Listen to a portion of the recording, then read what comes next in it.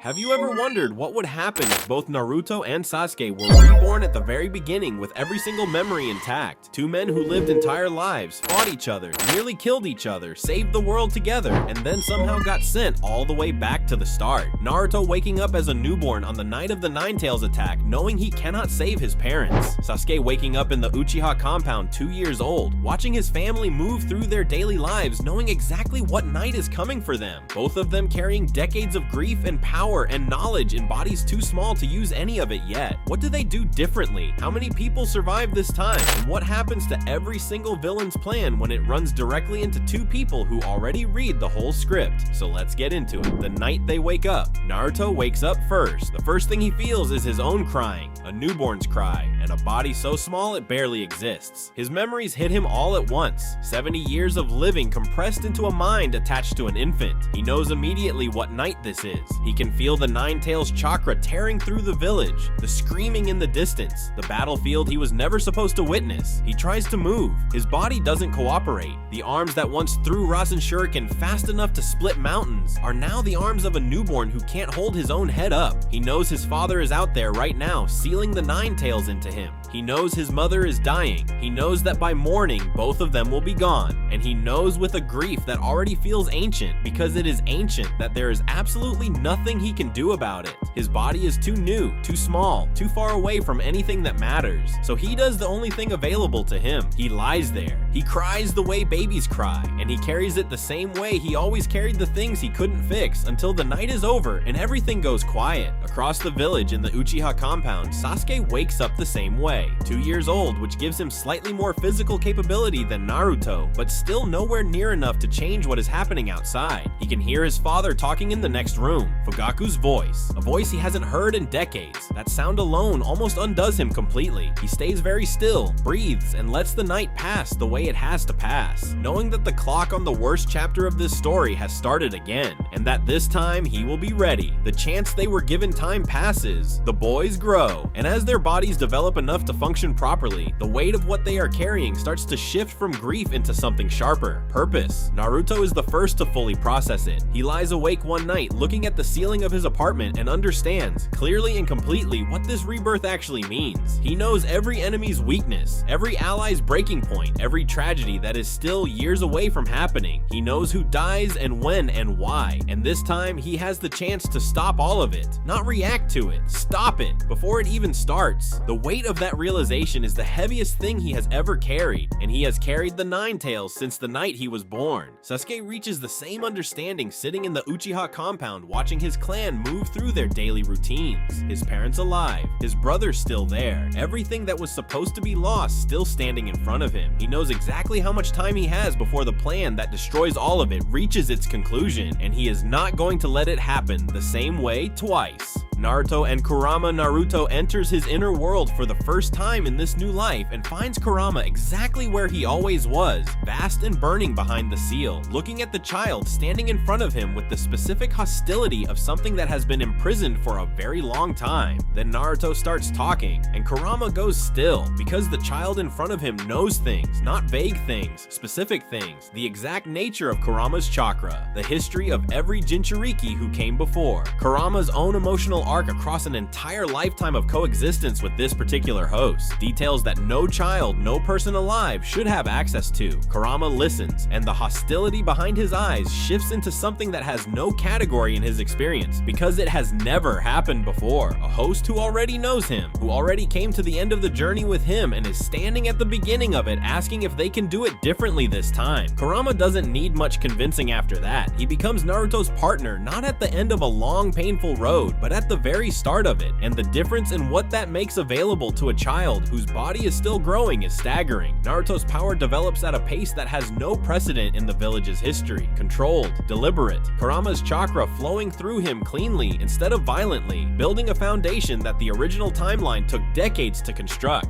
Sasuke's eyes open. Sasuke awakens the Sharingan before he is old enough to be in the academy. The trigger is not lost this time. It is the opposite of loss. It is seeing his mother smile at him across across the breakfast table and feeling the full weight of what it means that she is alive, knowing everything he knows about the night that takes her away, and the flood of grief and relief and love colliding all at once inside a child's body is enough to unlock what a lifetime of accumulated experience has already primed. The Mangekyo follows shortly after, because Sasuke does not just remember his family, he remembers every moment of the original timeline, every death, every mistake, every version of himself that was consumed by hatred and vengeance, and the specific emptiness of losing everything that matters before you understood what it was worth. The emotional weight of two lifetimes existing simultaneously inside one child's mind is more than enough. His eyes open one morning with the Mangekyo already active, and Fugaku standing in the doorway of his room goes very quiet for a very long time. The village notices both of them almost simultaneously, a child with Kurama's chakra running through him in controlled, deliberate waves, and a child with Mangekyo Sharingan before the age of 8. The Jonin who teach the early preparation classes start reporting upward. The third Hokage calls meetings. The clan heads discuss it in rooms they think are private. The entire village is unsettled in the specific way powerful things that don't fit the expected pattern make powerful people feel unsettled. They find each other.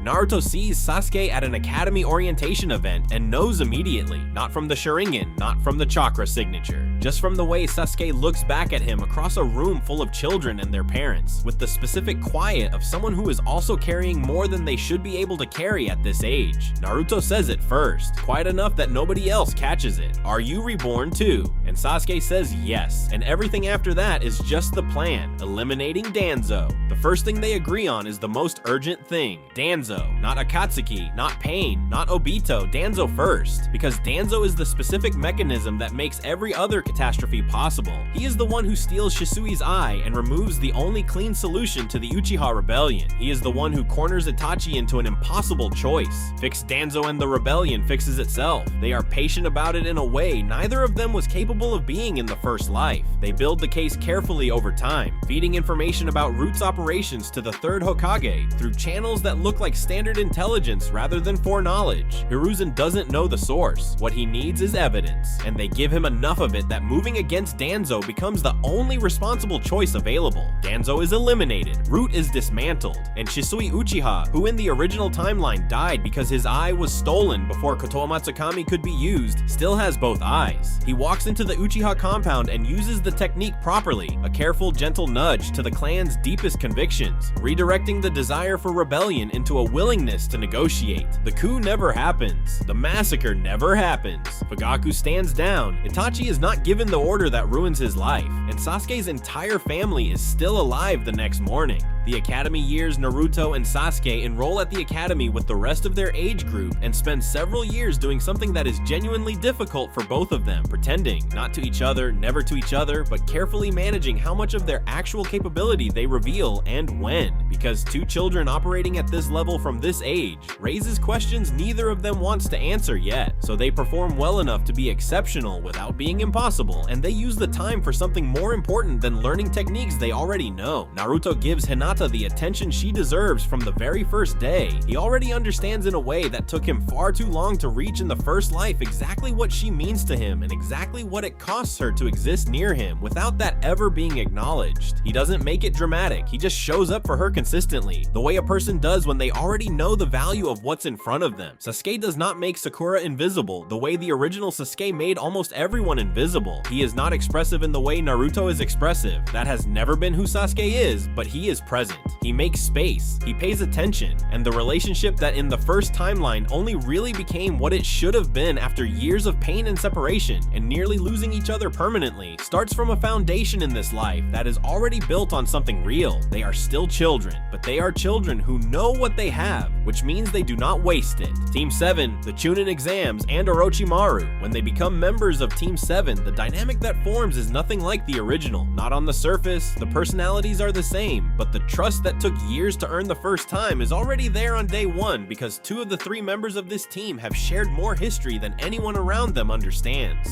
The Chunin exams arrive and Naruto and Sasuke move through every opponent with the calm efficiency of people for whom the challenge is calibrating how much to show rather than whether they can win. Every match ends exactly when they decide it ends. Then Orochimaru appears in the Forest of Death, the way he always appears, moving with the patient predatory confidence of someone who has never met anyone he considered his equal. He comes for Sasuke's Sharingan, he finds Mangekyo, he finds Naruto with Kurama's chakra already running through his system at a level that fills the surrounding forest with pressure before anyone throws a single technique. Orochimaru stops. He is not a man who stops. He looks at what is in front of him, runs whatever calculation he runs in those moments, and makes the sensible decision. He leaves. No curse mark reaches Sasuke's neck. No seal is needed. The invasion he was coordinating with Suna collapses without his piece of it, and the third Hokage lives. Megakure, Pain, and Nagato. With the immediate threats handled, Naruto and Sasuke turn their attention to what they know is actually coming. Akatsuki. Because Akatsuki is the mechanism that leads to the war, and the war costs more than anything else in the original timeline. Stop Akatsuki at the source, and everything that follows changes completely. They leave the village and travel to Megakure. The moment they cross the barrier, Nagato feels it and sends all 6 paths of pain immediately, the full response reserved for the most serious threats. Two 12-year-olds from Konoha do not typically qualify for that response. Naruto and Sasuke are not typical 12-year-olds. They take apart every path systematically without destroying them because they are not here for destruction, they are here for the conversation that comes after.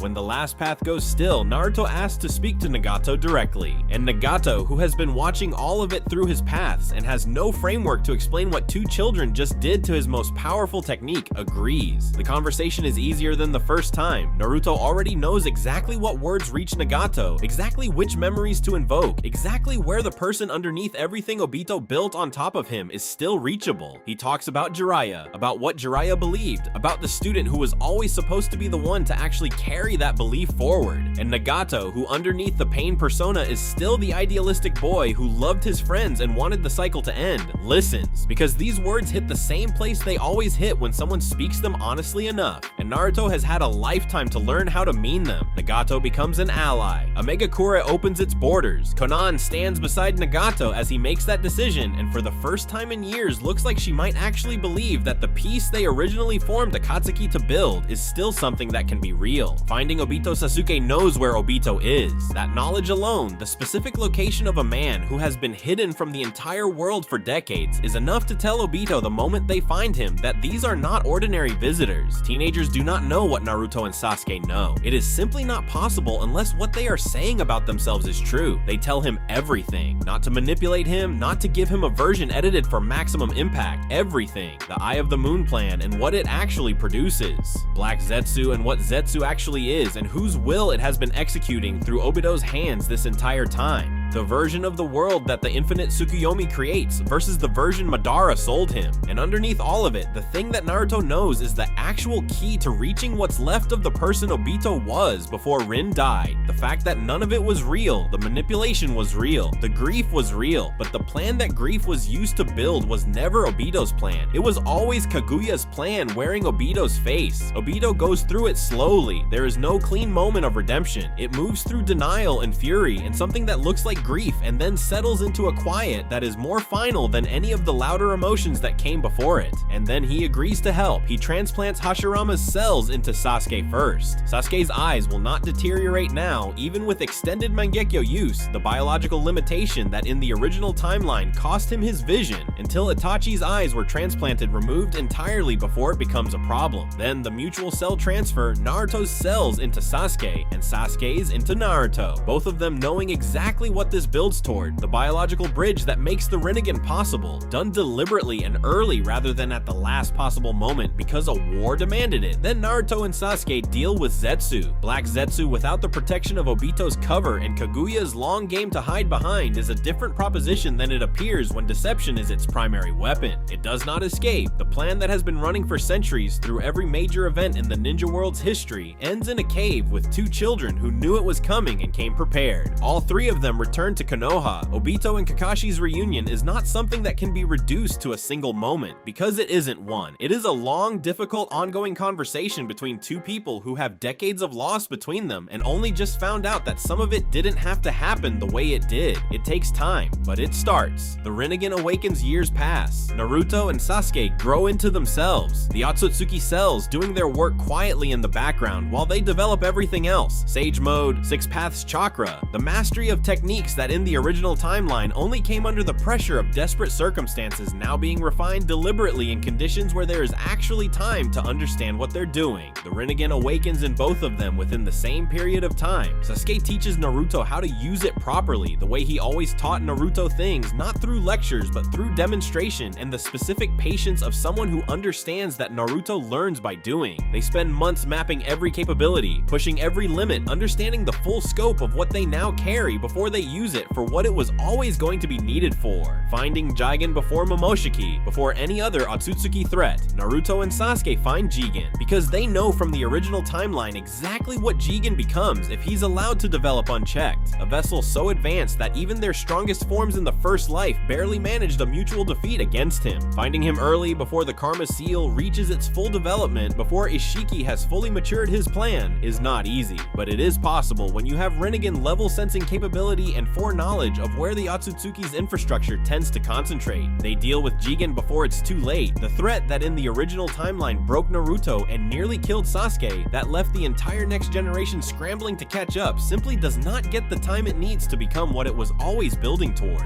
The Otsutsuki hunt. They already know the Otsutsuki operate across multiple planets. They already know what the chakra fruits contain and exactly what absorbing them will do. Using the Rinnegan's dimensional travel capability, they move across those planets deliberately, finding the fruits that Momoshiki and Kinshiki haven't harvested yet, absorbing them directly. The power that comes from that process is not something that fits neatly into the categories either of them grew up using. It is a fundamental shift in what they are at a chakra level. The Otsutsuki transformation, giving them something that changes their entire frame of reference for what a fight at the highest level actually looks like. They find Momoshiki and Kinshiki before the pair ever calculates Earth as their next destination. The fight is not the defining trial it was for Boruto's generation. Two people carrying Otsutsuki level chakra, Rinnegan, six-path sage energy, and decades of combined combat experience operating in complete coordination are simply not the same problem Momoshiki was designed to handle. It ends before it becomes a war, and with it ends the most immediate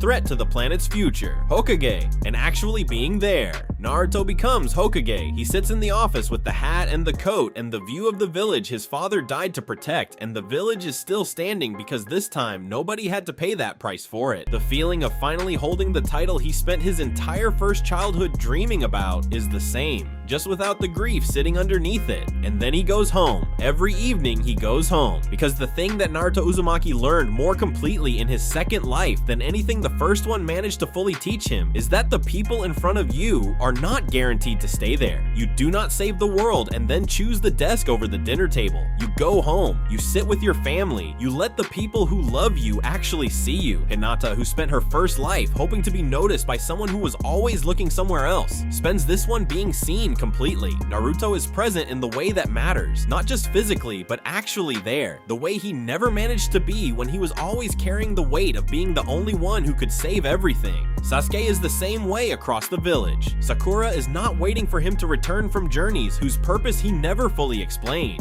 He is there for Sarada's first steps, for her questions, for the ordinary moments his own father never got to be present for, and that he spent his first life too broken to prioritize. The Uchiha compound is still standing. His parents are still alive. Itachi is there, unburdened, living the life that was supposed to be his before everything went wrong. Sasuke watches his daughter grow up the way a father is supposed to watch his daughter grow up, every day, without leaving the world they built. Every criminal on the list they made together on that first day has been dealt with. Every threat they knew was coming was addressed before it could become the disaster it originally became. The world that exists on the other side of all of that work is not perfect, because no world is, but it is stable. It is peaceful in a way the original world only approached at the very end of its long and costly war, and it got there without most of the cost. Nagato and Konan are alive in Mangekyo, leading a village that has rejoined the world it spent years sealing itself off from. Obito is in Konoha living the life that grief and manipulation stole from him the first time. The Jinchuriki are people rather than weapons. The nations are at peace not because a war exhausted everyone into it, but because two people who knew exactly what war cost worked for years to make it unnecessary. And Naruto and Sasuke sit on the Hokage monument the way they always sat on things that were too high and too exposed, looking out over everything they built the second time around. They don't say much, they don't need to. There is a kind of quiet that only exists between people who have been through everything together twice, and it is not empty. It is full of everything the first life cost and everything the second gave back, and the steady certain knowledge that whatever comes next, they face it the same way they faced everything else. Together,